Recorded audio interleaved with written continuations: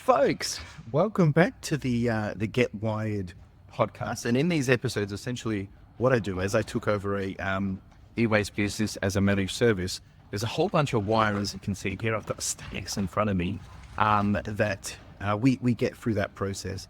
And part of that, it's an extra goodie that I get. I get to keep all that wire. I get to then scrap all that wire, and to get the best bang for buck, rather than just getting $1 a kilo by me removing the tops, like just the plugs, probably gets me to about $2.50, $3, depending where you take it, and the grade of that wire. So I figured while I do that, why not spend a work with me session, 30 minutes, we're going to go through this, we're going to get it done. We're going to talk about a topic, whether it's reselling, business, all those great things.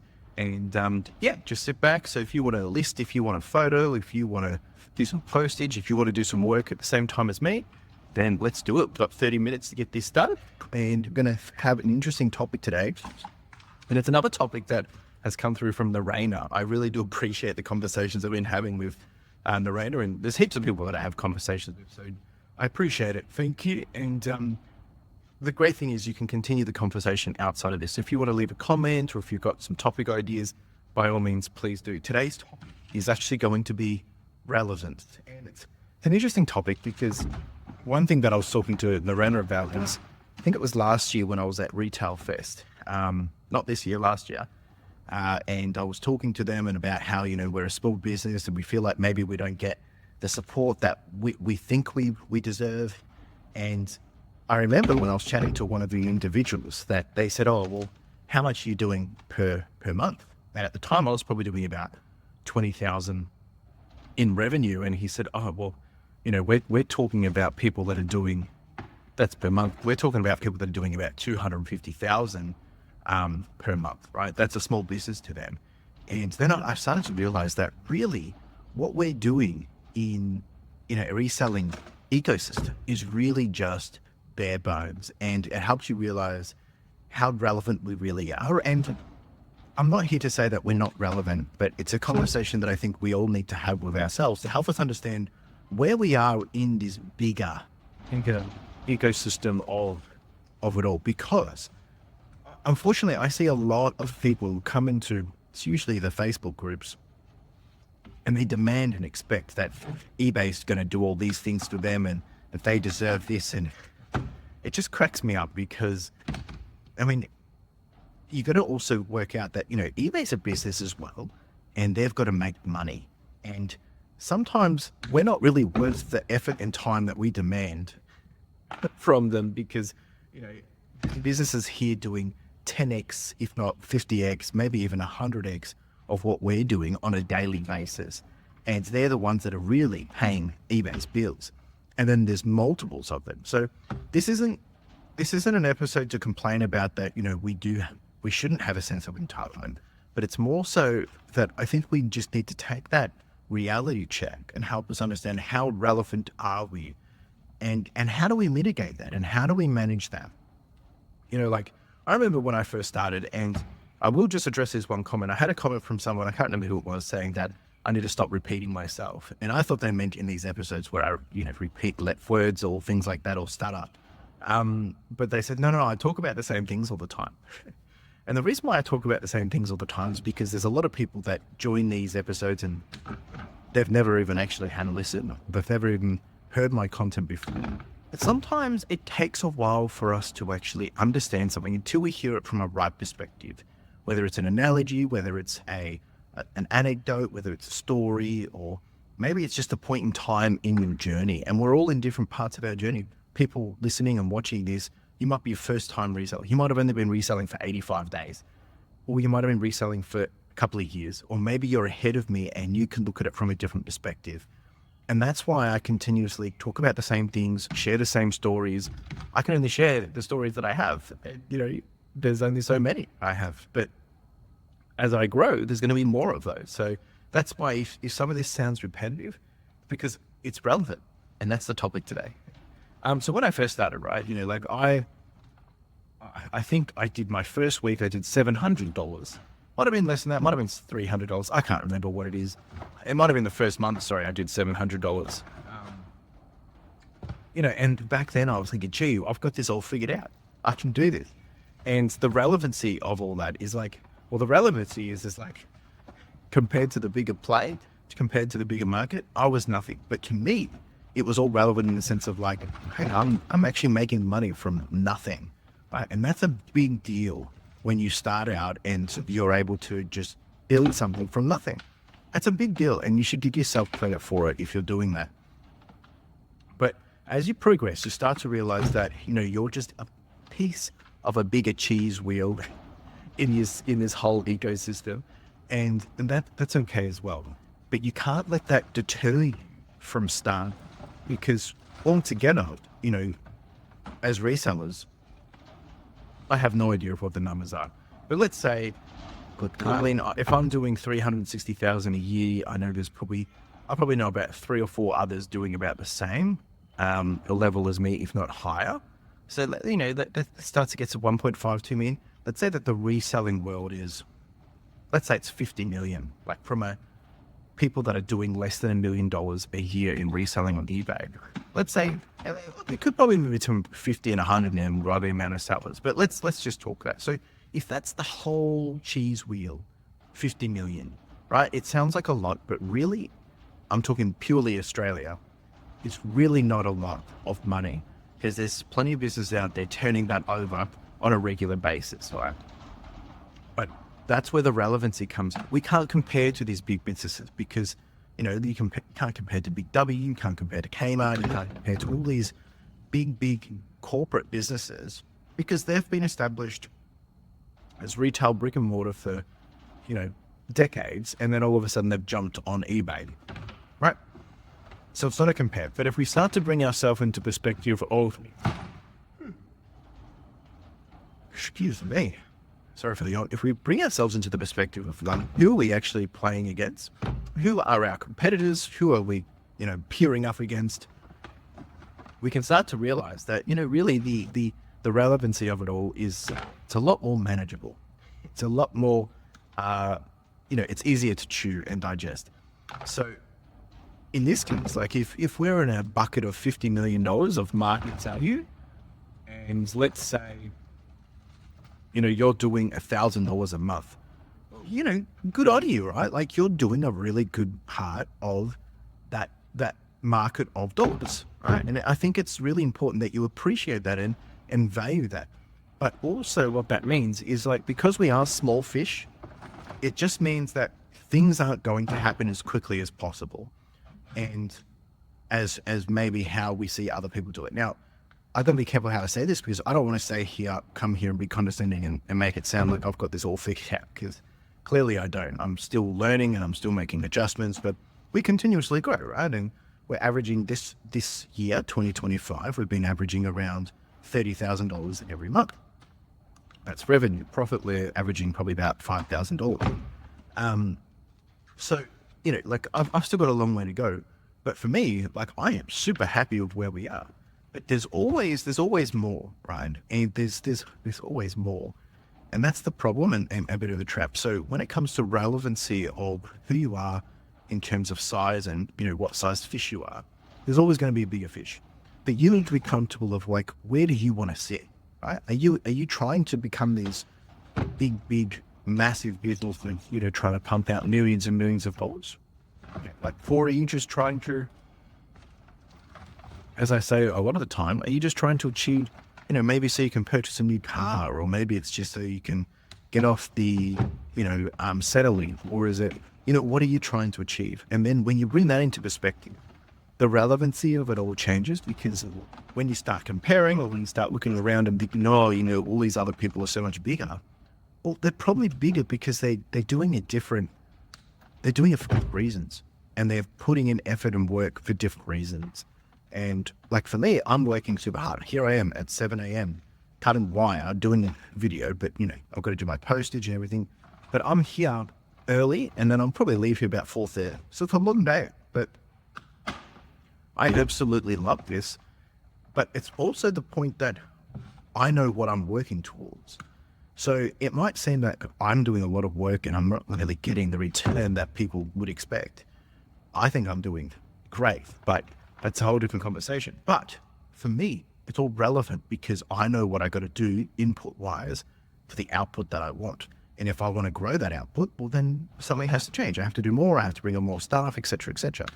But if you're just a small timer, and again, I'm not saying that in a relevant way, if you're a small timer and you're just trying to casually list up a couple of items a day, then that's in your means to do, because that's what you're trying to do. And then you're expecting that to give you the results.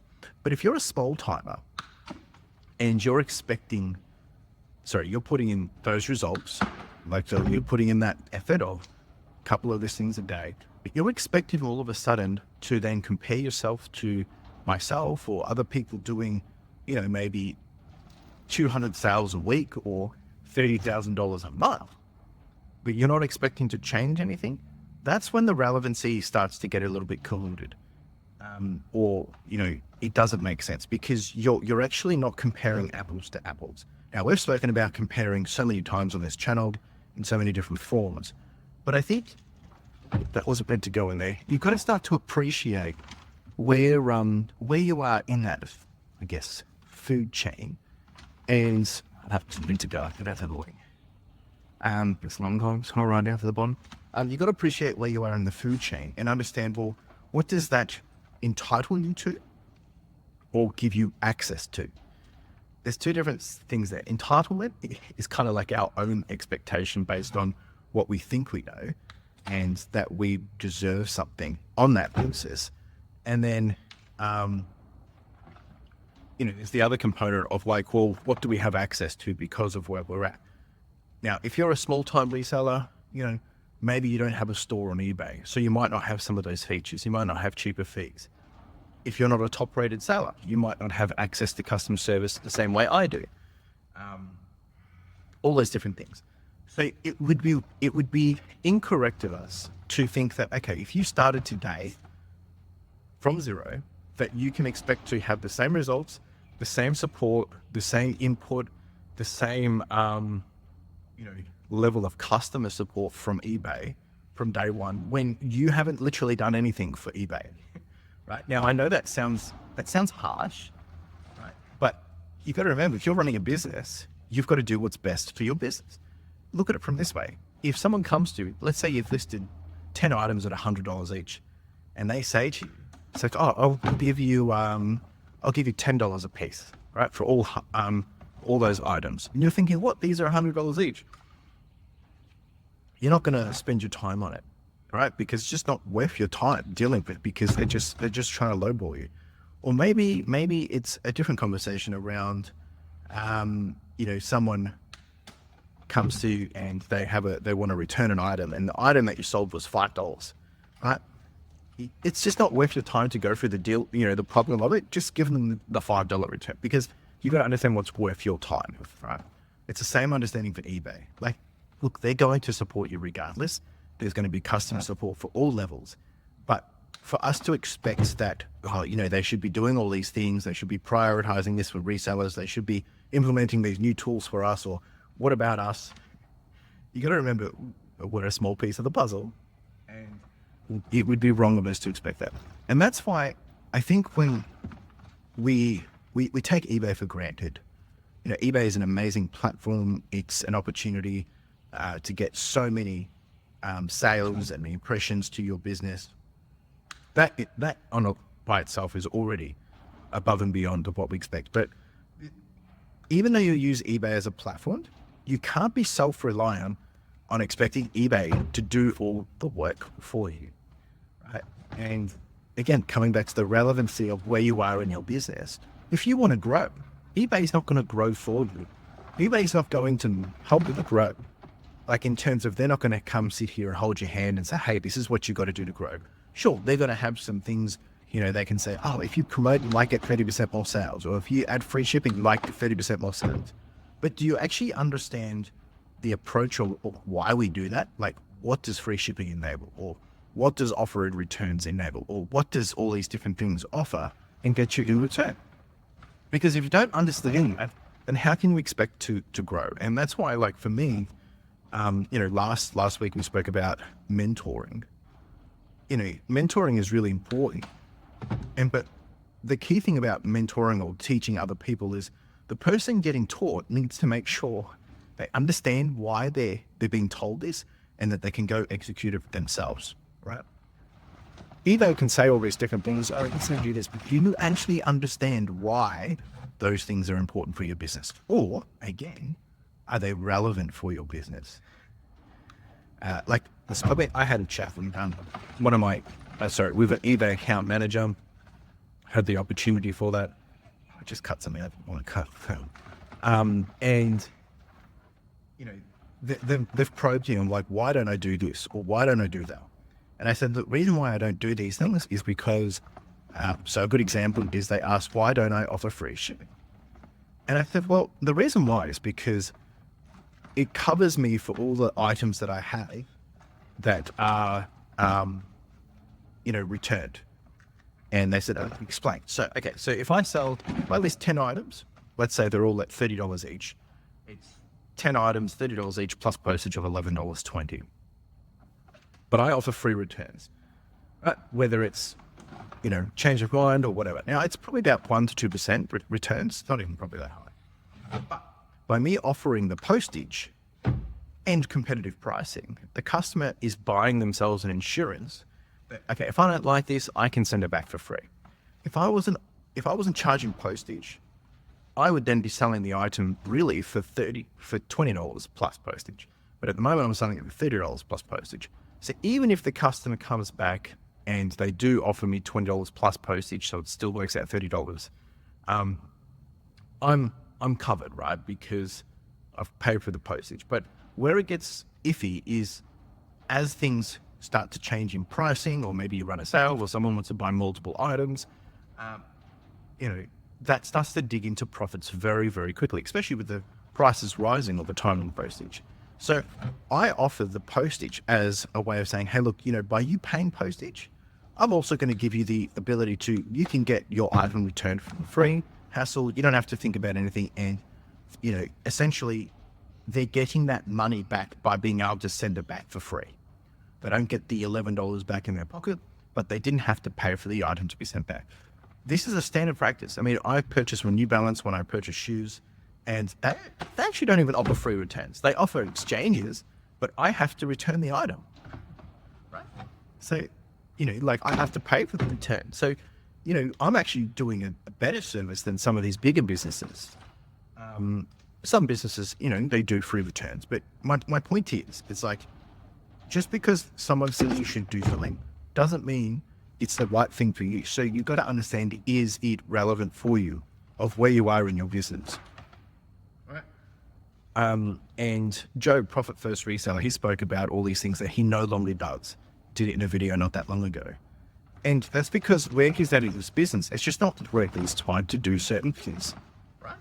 And it's going to continuously change. Again, it's not saying that, well, you should do this or you shouldn't do that. When I started, I offered free postage. But as I changed my business model and I had higher expenses and I had to think about how am I paying staff and all these different things, I'm like, well, no, this is the value I'm bringing to the table. This is what I think it's worth. So therefore, I'm comfortable charging this. And it hasn't really impacted our sales so much, right? It's been okay. And I think when you understand that, you break it down, you do the math on it, that's the business model that I've approached and taken. And I think the benefits outweigh the negatives by not doing it. So by me offering free postage, yeah, sure, I'm going to offer a different price. That just includes that postage price in it. But the difference is when people do best offers, I don't get screwed over. That's essentially why it is. And it buys myself an insurance with that. So that's really my thinking there. But the example there is more so to help you understand why sometimes it's not going to be for everyone. If you're doing DVDs, you're selling DVDs that are $10, $15, $20, offering free postage may not be a good issue because it doesn't cost you much to send it. However, that could change as well. So again, it comes down to relevancy. It comes down to what are you selling? What's your business model? What's your approach? And the logic and value behind all of that as well. It's not as simple as like, oh, yeah, just do this because that's what I'm doing. Just because someone's doing it doesn't mean it's right. And that's why, even me doing these videos and talking about certain things take it with a grain of salt, take it with the understanding of like, it's a little different for you. Is it relevant for you? Right? And then apply it. That's why we're having a conversation. I'm not here telling you this is how to resell. I'm here to say, this is my ideas, this is my experience, this is my thinking, this is my thoughts. And I want to share that with you. If you've got a different idea, a different opinion, please put it in the comments. Let me know what you're thinking. Because we don't know what we don't know. I'm just here trying to help you understand the unknown for yourself, and can you apply it in a different way? And if I could do that, then my job is done. But, geez, please don't put me on a pedestal and say, Chris said I should do this. No, you need to do your own research, right? You need to understand why people say to do things. When another YouTuber says, oh, you shouldn't be doing this, or, like I've heard people say, you shouldn't put your store in time away. It's like, that's just ridiculous. How are you meant to go away? What are you meant to do? Right? Time away has worked perfectly fine for me. Sure, I get less sales, but that's expected because, again, it's the expectation and the understanding of what are you doing? You're telling customers like, hey, look, you can buy from me, but you're going to have it delayed. Therefore, if you can't agree with it, meaning if you need the item tomorrow, don't buy it. Right. So that's why it might deter people from buying, because maybe they want the item tomorrow or to be sent tomorrow and they won't get it. That's why we potentially have more, less sales. That makes sense. But, we were really, really well off with our previous time away. We did over $7,000, and that was due to, I was running the sales, I was very transparent, I made sure people knew if people bought something and hadn't paid, I'd be like, hey, do you realize that this, someone's put it express, and I said, hey, did you realize that, we've got time away, you might not have seen it, you've ordered express, are you happy with this? And they said, yeah, we just want to make sure that it gets sent ASAP as quickly as possible once you are back. So, just really going above and beyond to make sure our customers are satisfied in that perspective, because again, expectation setting, and it's the relevancy of where I'm at. As you get bigger, it gets harder to be able to manage all these things, because you have to weigh up what's working at the time and bang for buck. And I know it seems harsh, and I don't really want to lose that closeness and touch point with the customer. But there comes a time where some things just aren't worth the trouble. Like there's so many customers, probably maybe 1 in every 300 items ask, oh, do you have the measurements for, some really random part of the piece of clothing from here to there, or from across the neck, or just the left arm because I have a bigger arm or something. And I said, hey, look, we've already packaged the item away. We don't keep those items on file. We don't keep those details on file. However, we do offer free postage as a bit of a way to mitigate this for you. So if you do purchase it and maybe it's not what you expected, just open a return, change of mind, and everything will go from there. And that usually gives them the confidence to know that, oh, okay, well, I guess if it doesn't work out, I'll do that way, right? And because to them, it's going to take them an extra 5 minutes. Same thing for me. If I do, actually, it's going to take me longer to actually get those details for the customer, because I have to unpack the item, I have to give it to one of my staff members, I have to pay my staff members, it's going to cost me more money, all these different things, right? So they don't understand that. And why would they? Because they're looking in, they're the only customer that's important to me in their mind, but they don't realize that I'm dealing with another 300 people, right? The amount of messages I get on a daily basis from customers, probably about 10, I think is a fair amount, which, if each of those are taking, let's say 5 minutes, just because back and forth or whatever, like that's a lot of effort. That's an hour a day just gone.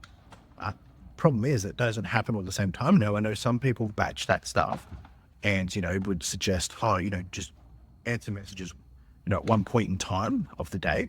But no, I jump on it straight away because I feel like that gets my conversion rate very quick. And the amount of customers that have responded said, gee, you were really quick to respond. That really helps because the customer feels, heard. They feel like they're being valued. And I want them to feel valued because that's the premium service I'm charging. Right?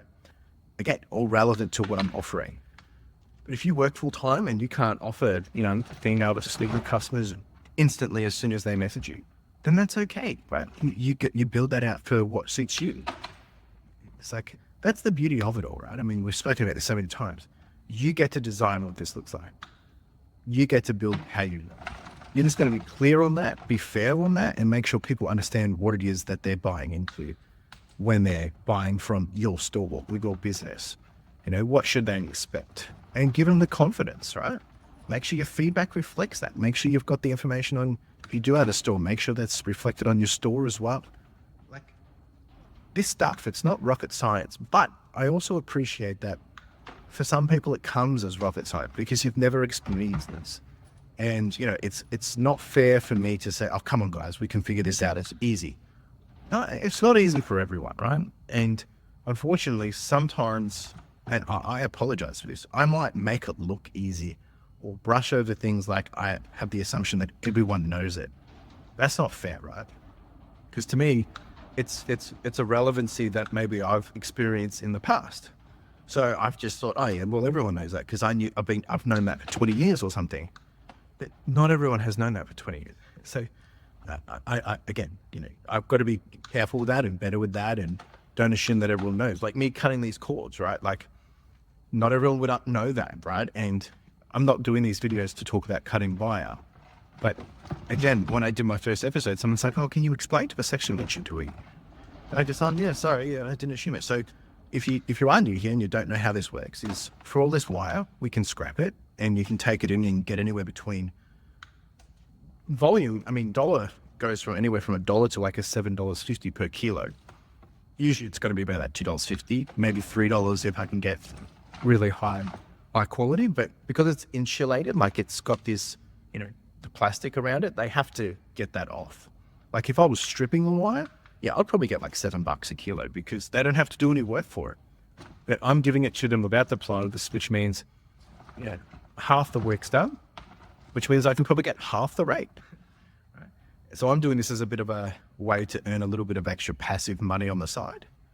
And I think it's going to pay off to you really, really good. Every 30 minutes that I do this, I'm probably processing, look, it's probably only maybe 10 kilos, which is probably about $30. Even if I say it's $20, it's about $20 an hour me doing, it's about $40 an hour me doing this, but I'm only getting, obviously half an hour's worth of effort done. But I'm not going to cash this until it's really, really chockers. It just then it's going to be worth my time to do it. I digress. So, coming back to the whole topic of relevancy, my challenge to you is, where are you in that whole relevancy of the 50 mil or the market share of eBay, reselling pre-owned or secondhand goods, or just as what is defined or boxed as a reseller? Where do you fall into it? And what are you comfortable with understanding? And my challenge is, again, is like, when you know where you're at, make sure you appreciate where you are in that journey, because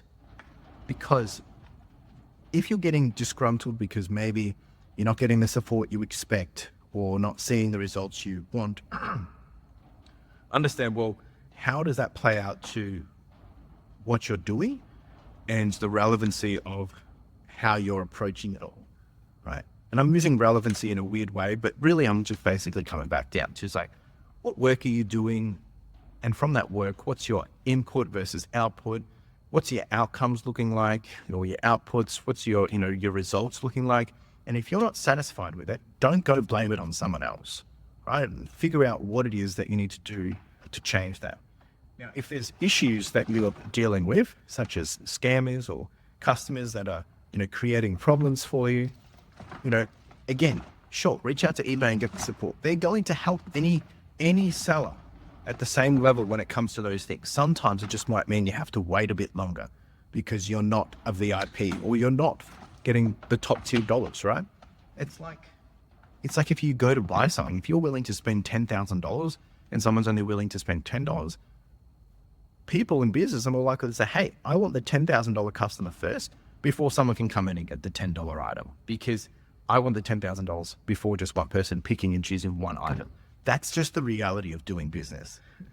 So appreciate you being here. If you enjoyed this episode, please let me know. If you have another topic idea, let me know. I hope this was valuable. I've had a bit of fun here just cutting some wire. We'll be back. I'm trying to keep these on a regular basis just because, look, some of you don't enjoy these. Some of you have absolutely been loving these, but this is just a nice way to keep content flowing, and I've got to do this wire anyway. So appreciate you being here, and we'll be back here soon enough doing it all again.